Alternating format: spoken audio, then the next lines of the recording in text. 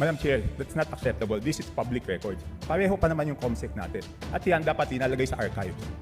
Do I have to read the rules again regarding archives of all documents? So may ang daming violation, Madam Chair. Walang record, hindi binigay. Ngayon, it's not readily available. Walang record sa archives. Ano to, sikreto?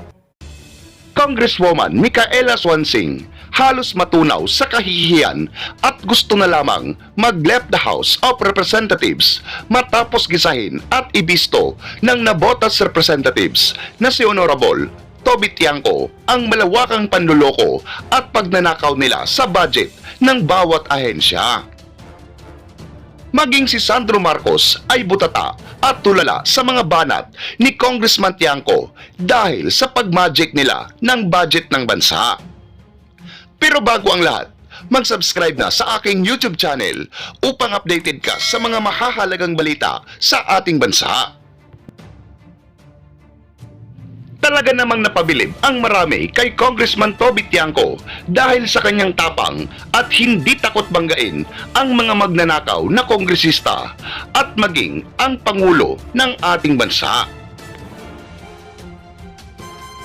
Ayon pa sa isang Facebook post, Dear Congresswoman SUANSING of the 1st District of Nueva Ecija, you are punching way above your weight class. Tobby Tiangco has done this for years and locked horns with lawmakers much wiser and much more seasoned than you. In 3 years, baka pati ikaw tanggalan ng credibility and career. Just try to do the right thing because the Filipino people are heavily invested in what's happening in our country. Ayon naman sa Facebook post ni Mr. Jason Sa, House Small Committee, no report and no minutes. May gustong pagtakpan. Nabotas City, Congressman Tobby Tiangco sparks a 20 minutes standoff over the 2025 Small Committee report during today's maiden deliberation on the proposed 2026 national budget. Napanood ko ang proceedings kanina at masasabi ko na itong si Cong Mikaela Angela, Nueva Ecija, Chairman ng Appropriations Committee ay walang pinagkaiba kay Teacher Stella Kimbo at ako, Bicol Party List Representative Saldico. Nahuhuli sa pagsisinungaling at pag-iwas na talakayin ng masinsinan at makatotohanan ang mga anomalya sa 2025 General Appropriations Act. Halatang halata na may gustong pagtakpan na katiwalian. Tiangco from the Independent Bloc. Yes, Madam Chair. The highlight of the President's SONA was nung sinabi na mahiya naman kayo, initiative, errata for the boys SOP. So ang initiative at errata ay nanggagaling po yan sa Kongreso. Kaya nga medyo nahirapan si Sec. Ralph na sagutin kung paano nabawasan yung iba dahil talagang Kongreso po may alam yan. At dalawang pagkakataon po yan, sa BICAM at sa Small Committee. So I would like to ask the Chair to furnish all of the members the signed report of the Small Committee for 2025. Wait, bakit gumagalaw yung oras ko? Hindi naman kasama yung sagot.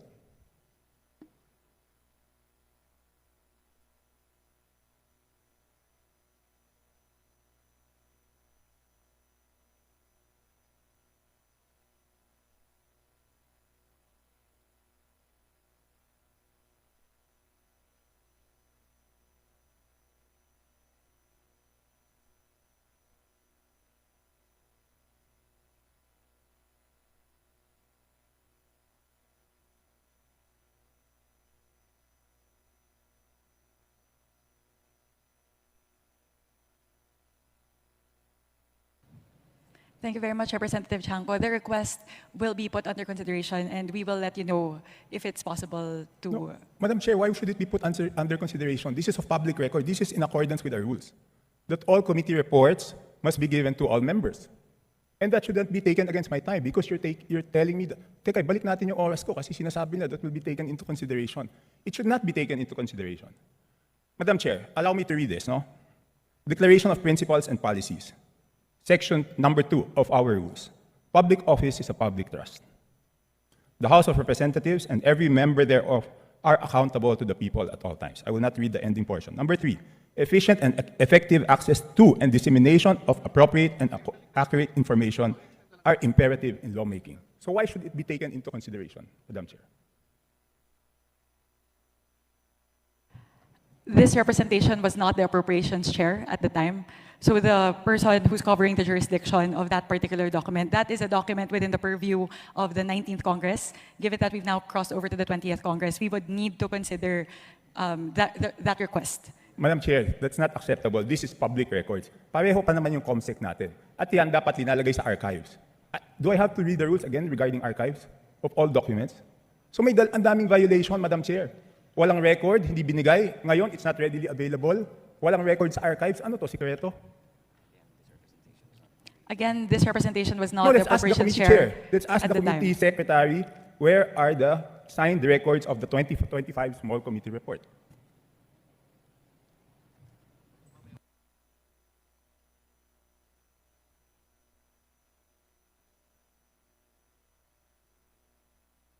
Madam Chair, simple lang to. Kung electronic copy, dapat lahat may electronic copy.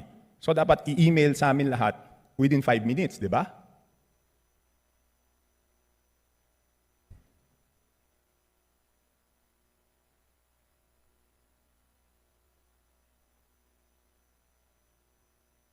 Meeting suspended.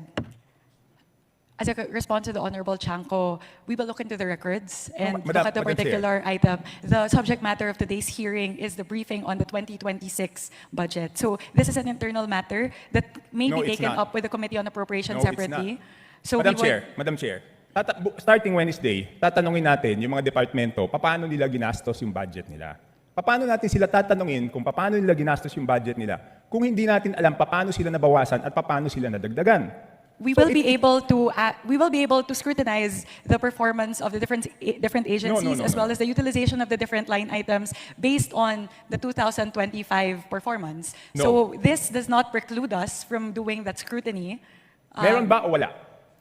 We would Mer- have to look into the records. How May I can- ask exactly what you are asking for?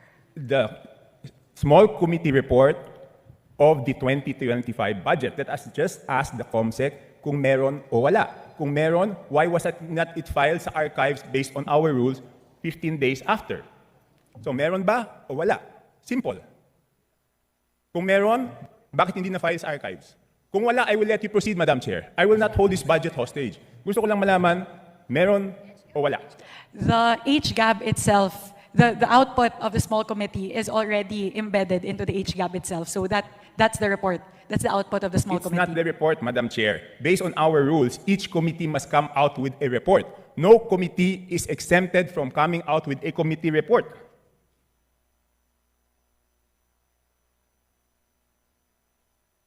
Please check Section 39 of Rule 9 of our rules.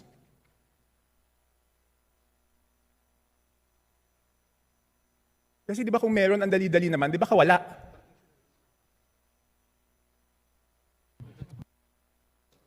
So the small committee is subsumed within the Committee on Appropriations, and it is the Committee on Appropriations who's required to submit the committee report. In this case, the report and the output of the Committee on Appropriations is the HGAB. No, it's not.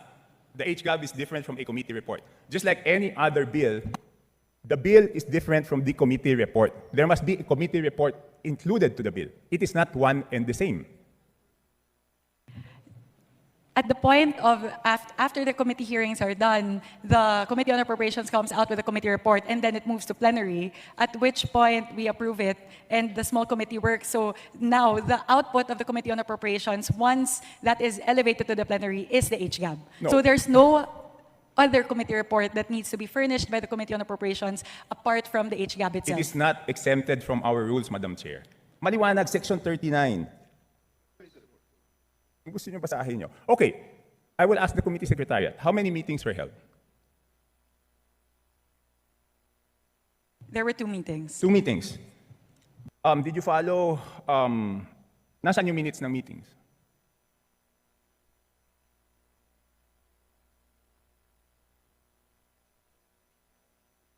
Where were the meetings held? What date?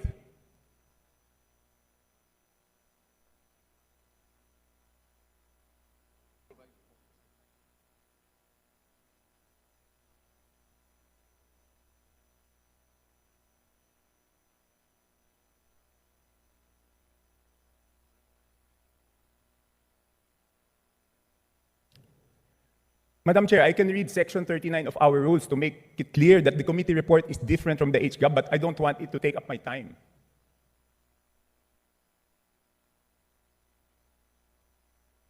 Iba po yun eh, kasi tignan nyo yung BICAM. Di ba may BICAM report? Doon sa BICAM report, teka muna, bait umaandar yung oras ko? Hindi pa nila natatapos yung isyong rineraise ko. Doon sa BICAM report, nakasulat, okay, yung BICAM report, pinipintasan natin. Pero yung BICAM report, may nakasulat doon kung alin yung nabawasan, alin yung nagdagdagan. Dito sa HGAB, wala tayong makita kung alin yung nabawasan, alin yung nadagdagan. With the indulgence of Representative Tiangco, so the COMSEC is currently looking into the specific request as well as the level of detail that you are requesting. No, within 5 minutes, I need the committee report. If we may please move on to the other questions Yes, while but- they're working on Yes, this. I will. But if within 5 minutes wala yan, ibig sabihin wala yan, ngayon palang gagawa yan. Ang gusto natin na committee report is the same as the BICAM. Okay? The same as the BICAM. Nakasulat kung saan binawas, saan nadagdag. Okay, I will mention why it is very important. Okay, ito may dalawang distrito, no? At sino ang nag-introduce ng amendment? May dalawang distrito, hindi naman to kasalanan ng congressman doon sa distritong yon.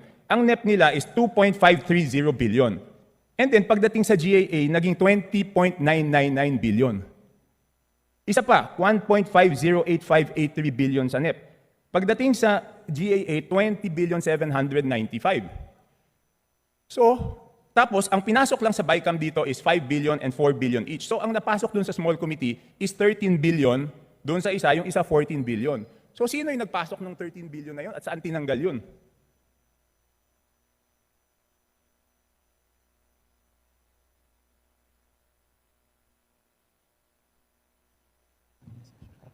So, again, the small committee is subsumed within the Committee on Appropriations, and it is not required to render a separate committee report. The rule that you are citing, Honorable Tiangco, pertain to standing committees. And the mother committee in this case of the small committee is the Committee on Appropriations. Yes, but did we exempt the Committee on Appropriations not to submit a committee report? No.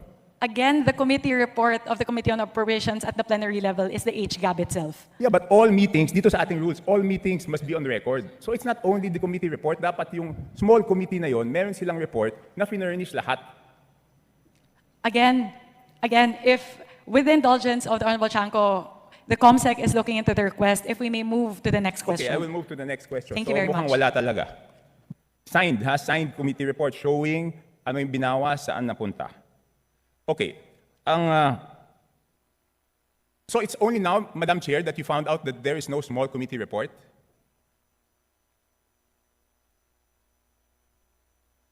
Madam Chair, it's only today that you found out that there's no small committee report? Again, Representative Tiangco, I was not the chairperson of the Committee on Appropriations at NIME, nor was I linked to the budget deliberations or the deliberations of the small committee. So this is something that we are looking into based on your query. Okay. So, you mentioned in the press conference that you will have a subcommittee on budget amendments to replace the small committee. Is that correct? Yes, that is correct. Does it mean that we will now strictly follow Section 56 and 57 of our rules, that after we approve on second reading, no further amendments will be made? Yes, that is correct. So, lahat ng individual amendments will be tackled before approval on second reading? All amendments of institutional nature will all be included in the version of the bill that will be approved on second reading. No, not institutional. I'm referring to committee and individual amendments. Technically speaking, yes, both committee and individual amendments as moved, as tackled during the period of amendments in the plenary. So after the second reading, wala na pong babaguhin? Yes, that is correct. Okay. Sumunod, sino po ang mga miyembro ng small committee at paano sila pinili? As of now, it's an ongoing discussion. It will not be small. The It's actually subcommittee on budget amendments. Yes. So we are looking into representatives nominated by each of the political parties, plus the party list coalition, plus members of the minority. So we are looking at least 10 members. So discussions are still ongoing, so I'm unable to say definitively how many the members are and who the members are. So sinabi niyo po, political parties, majority, minority. That is correct. Bakit wala pong representative ang independents? Hindi pa po kami dapat tumingin din sa budget? That could be considered. Thank you very much for pointing that out, Representative Tiangco. So is it a affirmative that the independents will be represented? Madam Chair, point of order, Madam Chair. Kasi kanina I was asking kung ano ito, kung hearing ito o briefing. Ang sagot sa akin, briefing. Sa naririnig ko parang hearing.